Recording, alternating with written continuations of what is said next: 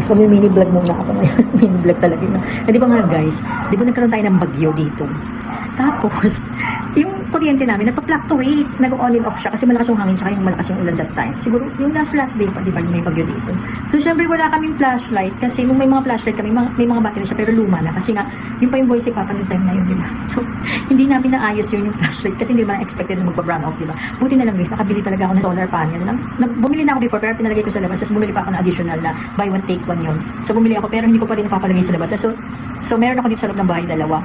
So that time kasi, buti na lang, naisip ko na ilagay yung solar panel sa labas, yun sa may bintana. Doon ko siya nilagay sa bintana para makakuha pa rin siya ng kuryente. Ay, makakuha pa rin siya ng malagyan siya ng araw. Anong tawag daw? Ano ba yung pinagsasabi ko? Yung maskatan siya ng araw para yung energy ng power na galing sa araw is mag-charge siya doon sa solar panel. Buti na lang guys, meron ako guys, ito siya Ito, naka-charge na kasi siya So tinanggal ko siya. Tapos ito yung isa. Ito, na-charge na rin siya guys. Ayan. Ito yung solar panel. Malaki siya actually.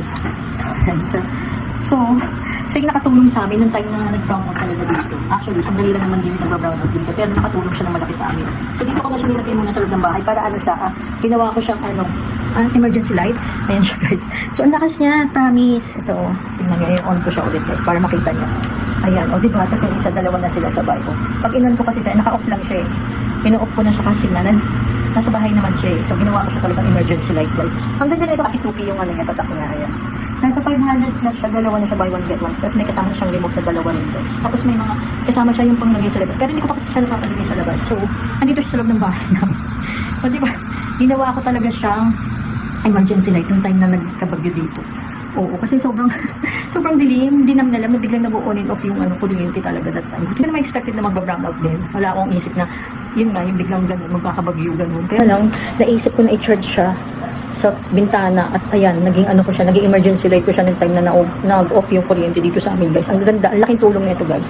Kaya mag-avail na kayo ng ganyan solar panel. Sana malakas siya talaga. Ayan, kailangan lang niya talaga ng i-charge siya sa araw para tumagal yung oras. Siguro mga ilang hours din ito tumatagal guys. Pero nung time na hindi ko naman siya kasi gaano nagamit kasi nag-ilaw, bumalik yung kuryente namin guys. Pero highly recommended na may ganito kayo sa bahay guys. Lalo na kung wala kayong mga flashlight or emergency light, highly recommended yung ganitong solar panel guys. Ayun. Na siya. Actually malaki siya guys. Ayan. Ganyan siya kalaki guys. Malaking tulong yan. Lalo na pag nagba-brown out, yung nag-off ka agad yung mga kuryente nyo. Ayan. Pwede mo siyang i-on lang through remote. Kasi dito sa amin, nag-automatic yung pag sinarge ko sa solar, sa loob siya ng bahay, nag-automatic siya, ilaw siya kaagad guys.